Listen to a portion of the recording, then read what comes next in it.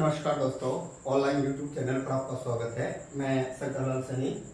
दोस्तों, हम लोग भारत का संविधान पढ़ रहे थे और आज हम लोग भारत का जो संविधान है उसका जो भाग 2 है और भाग 2 में नागरिकता के बारे में उल्लेख किया गया है। जो संविधान का भाग 1 है जिसमें संघ और उसका राज्य क्षेत्र बताया है, भाग 2 ये नागरिकता से संबंधित है, भाग 3 उसमें मूल अधिकार है, भाग 4 में नीति निर्देशक तत्व है और भाग 4 के अंतर्गत है मूल कर्तव्य रखे गए हैं। फिर जो भाग 5 है आपका केंद्र सरकार है और भाग 6 के अंतर्गत है वो आपकी राज्य सरकार के बारे में उल्लेख बताता है। तो दोस्तों, जो हमारा संविधान है, इस संविधान का जो भाग 2 है उसमें नागरिकता के बारे में उल्लेख है और नागरिकता का जो उल्लेख किया है वो अनुच्छेद 5 से लेकर के और 11 तक का उल्लेख मिलता है। अर्थात नागरिकता से संबंधित अनुच्छेद कौन से हैं, तो 5 से लेकर 11 तक जो है अनुच्छेदों में नागरिकता के बारे में उल्लेख है। सबसे पहले प्रश्न बनता है कि नागरिक कौन? तो किसी निश्चित भूभाग या किसी देश विशेष में रहने वाला कोई व्यक्ति उस देश का जो संविधान है उसके जो दी गई अधिकार है उनका वो निर्बाध या बिना रोक टोक प्रयोग कर सकता है। वो संबंधित व्यक्ति उस संबंधित देश का नागरिक कहलाएगा। दोस्तों, एक नागरिक ही उस देश की दी गई अधिकारों का प्रयोग कर सकता है।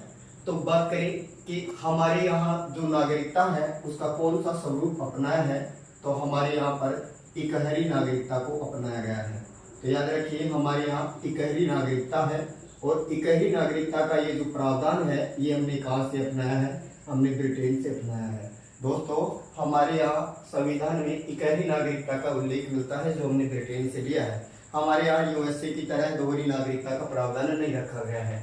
हमारे यहाँ इकहरी नागरिकता है, अर्थात भारत के किसी भी स्थान का व्यक्ति हो वो नागरिकता में केवल भारतीय या इंडियन ही दिखता है। तो हमारे यहाँ इकहरी नागरिकता का प्रावधान है और ये प्रावधान हमने ब्रिटेन से लिया है। फिर बात करें आखिर नागरिकता प्रदान करेगा कौन? तो नागरिकता जो प्रदान करता है वो भारत का गृह मंत्रालय प्रदान करता है।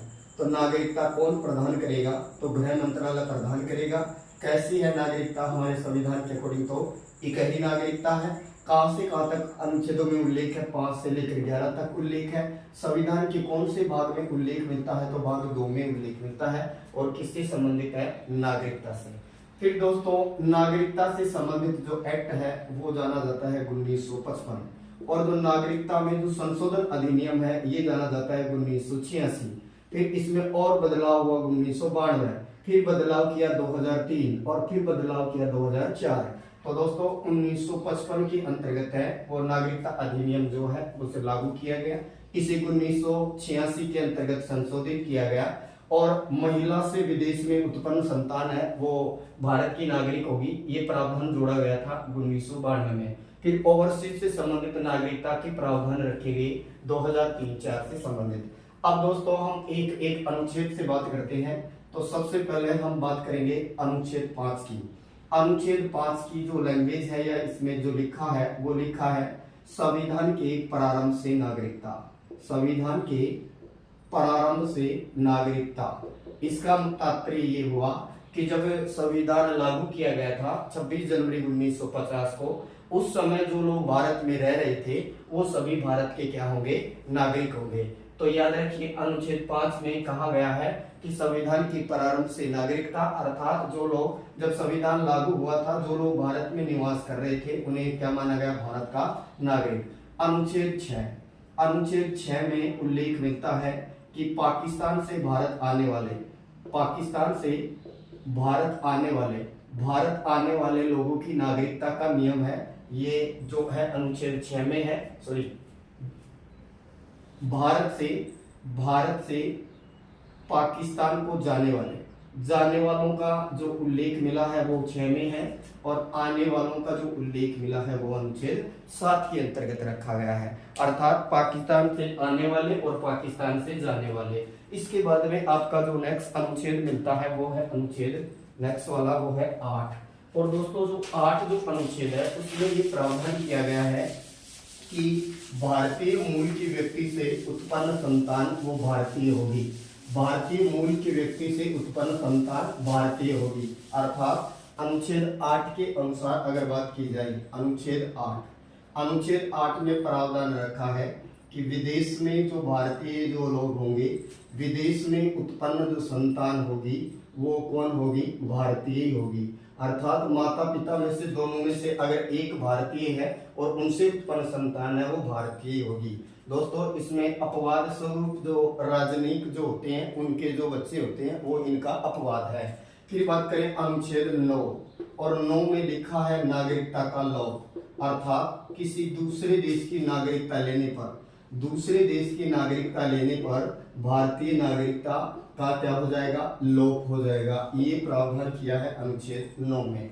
इसके बाद में आता है अनुच्छेद 10 और 10 में नागरिकता के बने रहने के नियमों के बारे में बताया है। नागरिकता के बने रहने के प्रावधान, तो नागरिकता के बने रहने के प्रावधान है ये अनुच्छेद 10 में है। और लास्ट है अनुच्छेद 11। अनुच्छेद 11 में संसद को पावर दिया है, संसद चाहे तो नागरिकता के नियमों में बदलाव कर सकती है। तो संसद को अधिकार है कि वो नागरिकता के नियमों में बदलाव कर सकती है। अनुच्छेद 11 नागरिकता की बने रहने का जो नियम है वो है 10 में, और दूसरे देश की नागरिकता लेने पर भारतीय नागरिकता का लोप हो जाएगा, ये है 9 में। विदेश में उत्पन्न संतान अगर माता पिता में से कोई भी भारतीय है तो वो संतान भारतीय होगी, अनुच्छेद 8 के अनुसार। संविधान के प्रारंभ से नागरिकता दी गई आर्टिकल 5 में, आने वालों का 6 में और जाने वालों का 7 में। अब दोस्तों नागरिकता को प्राप्त करने का आधार क्या है, तो नागरिकता को प्राप्त करने की 5 आधार है, तो ध्यान से समझिएगा। भारतीय संविधान के अनुसार अगर बात करें तो नागरिकता को प्राप्त करने की 5 आधार है। नंबर 1 जन्म से नागरिकता, इसके अलावा दूसरा है वंश परंपरा द्वारा नागरिकता। जन्म से अगर किसी का जन्म भारत में हुआ है तो वो स्वाभाविक है भारत का नागरिक होगा। वंश परंपरा अगर माता पिता में से किसी का जन्म भारत में हुआ है तो वो भारत का नागरिक होगा। इसके अलावा तीसरा जो इसके अंतर्गत प्रावधान रखा है वो है पंजीकरण से नागरिकता। और इसके अलावा चौथा इसमें प्रावधान रखा है वो है देशीयकरण से नागरिकता। और इसके अलावा इसमें 5वां प्रावधान रखा है भूमि विस्तार से तात्पर्य है अगर किसी भूभाग को भारत में मिलाया जाता है, तो हम कह सकते हैं कि वो जिस भूभाग को मिलाया गया है उस भूभाग के व्यक्ति होंगे वो भारत के क्या होंगे, नागरिक होंगे। तो ये याद रखिए। पंजीकरण से नागरिकता प्रारंभ में इसमें 6 माह का प्रावधान था, 6 माह रहने का, अब 5 वर्ष कर दिया है। अगर कोई व्यक्ति 5 वर्ष से भारत में रह रहा है तो पंजीकरण के माध्यम से नागरिकता प्राप्त कर सकता है। देशीकरण से नागरिकता, पहले इसमें 5 वर्ष किया गया था, अब बढ़ा दिया है 86 में, अब इसको 10 वर्ष कर दिया है। अगर कोई व्यक्ति 10 वर्ष से भारत में रह रहा है तो वो देशीकरण के आधार पर नागरिकता को प्राप्त कर सकता है। वंश परंपरा से तात्पर्य हुआ माता पिता में से एक हो, और जन्म से तात्पर्य हुआ जिसका जन्म भारत में हुआ हो। इसके अलावा नागरिकता की छीनने या लोप होने का कारण, तो एक तो माना जाता है नागरिकता के लोप होने का कारण क्या है, तो नंबर 1 दूसरे देश की नागरिकता ग्रहण करने पर भारतीय नागरिकता का लोप हो जाएगा। तो हम कह सकते हैं कि दूसरे देश की नागरिकता लेने पर भारतीय नागरिकता का स्वतः ही क्या हो जाएगा, लोप हो जाएगा।